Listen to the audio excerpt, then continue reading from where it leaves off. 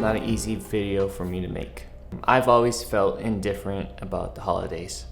We're about to wrap up 2020, and I wanted to share with you guys a story that's very personal to me. Nowadays with social media, everything is put on a platter on your phone for you to see and experience what other people around you are doing for the holidays. I can only imagine how I would have felt as a young teen growing up, knowing the circumstances that I was going through.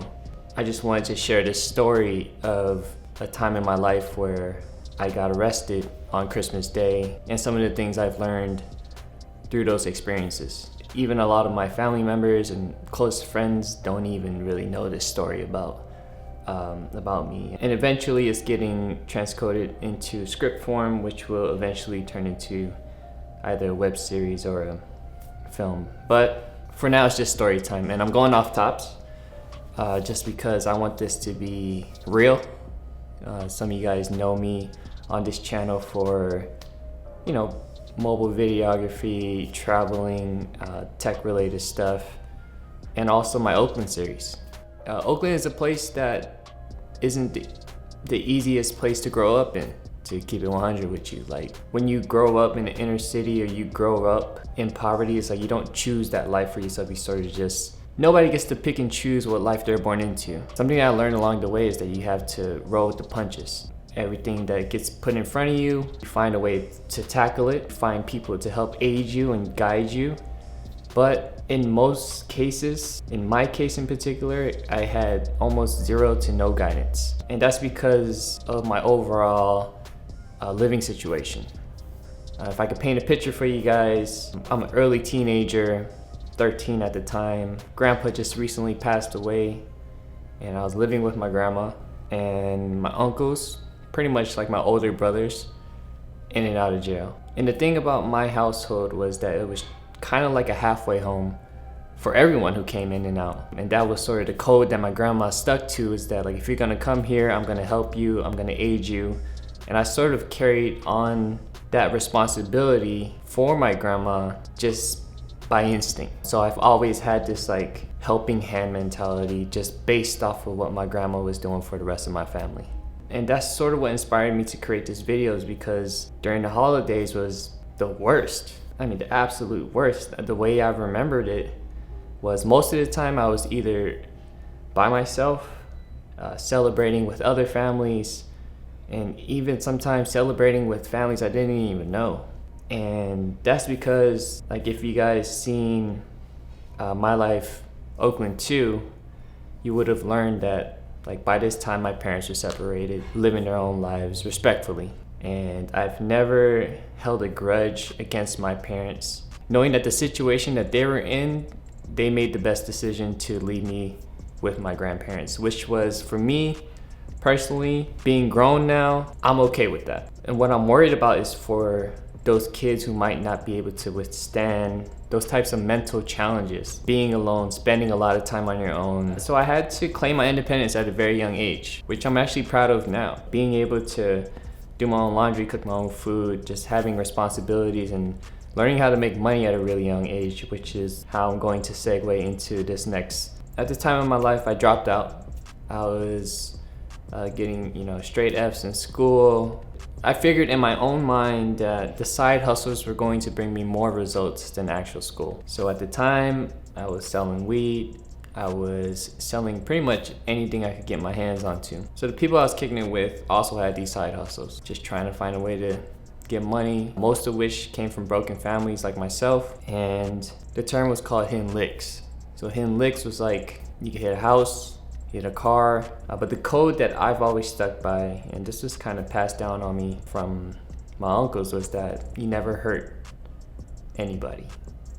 And as painful as it sounds to talk about this, it's a real thing. And just because it's not a reality for you who's watching, this is a reality for, in certain parts of not only America, but of the world as well, that is crime driven and where poverty is a real thing. So there were 3 places you could probably find me during this age. I was either on 19th Avenue, 23rd Avenue laundromat or 13th Avenue laundromat. For some reason, the laundromats were just like the kickest spots. One of our homies either lived on top or next door, and that's just where it was. You pretty much find kids as young as myself, even younger sometimes, and sometimes grown men too.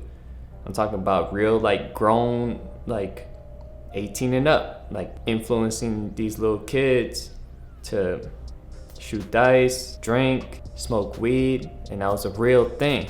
That was my reality, and I was getting sucked into it because the household I came from didn't look too different from the places I was going to. But I'll never knock the feeling of being with a group of individuals with the same, who come from the same level of hurt, if you know what I'm saying. Even though we were gathering together to do those type of things, like in some shape or form, we never talked about it because you'd be considered soft if you talked about it. You'd be surrounded around people who were just as hurt as you was without even knowing it. It took me a while to come to realization that all we needed was a little guidance. All we needed was someone to tell us like, yo, if you go to school, if you direct your energy into something that's either creative or, you know, whatever you like doing, something positive could come out of it. But like, who are they, like, especially when you're at that age and you're already in that state, who could come in and actually say something? Who am I to talk to you kids about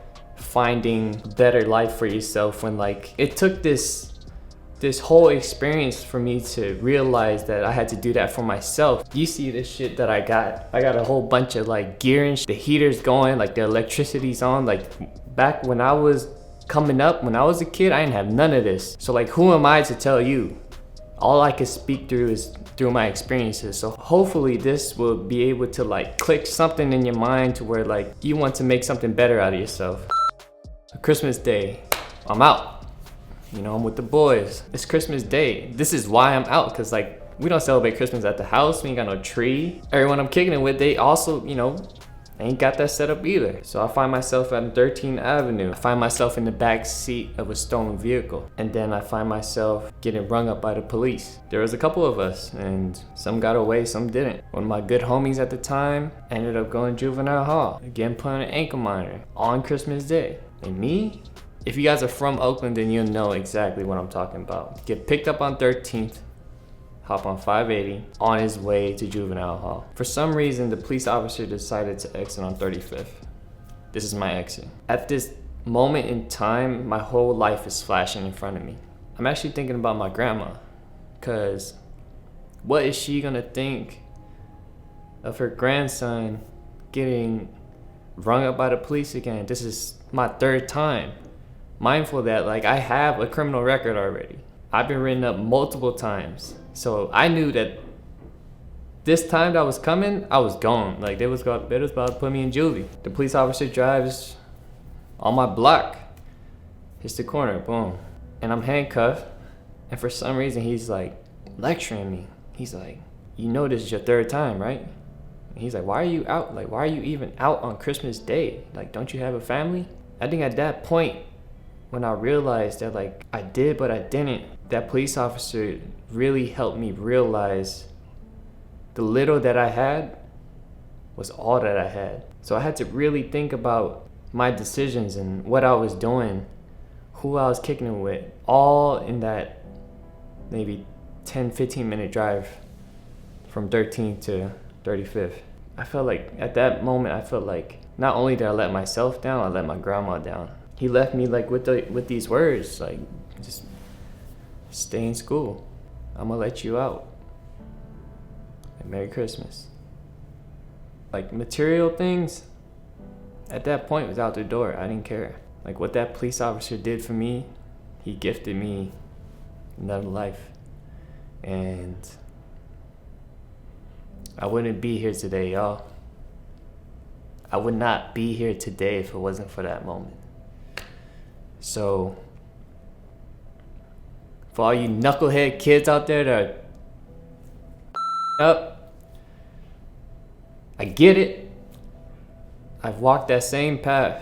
I can never say I fully understand everything you're going through, but I just hope that through my experience, through this story, that you don't have to live like that. I'm very thankful that I got this platform on YouTube to talk to you guys about soft ass shit like this. I felt like it was necessary. I had to get this off my chest in order to go on with my life and to tell these stories. When I re-enrolled myself back into high school, I started messing with a camera. It didn't look too different from this. To wrap this up, happy holidays.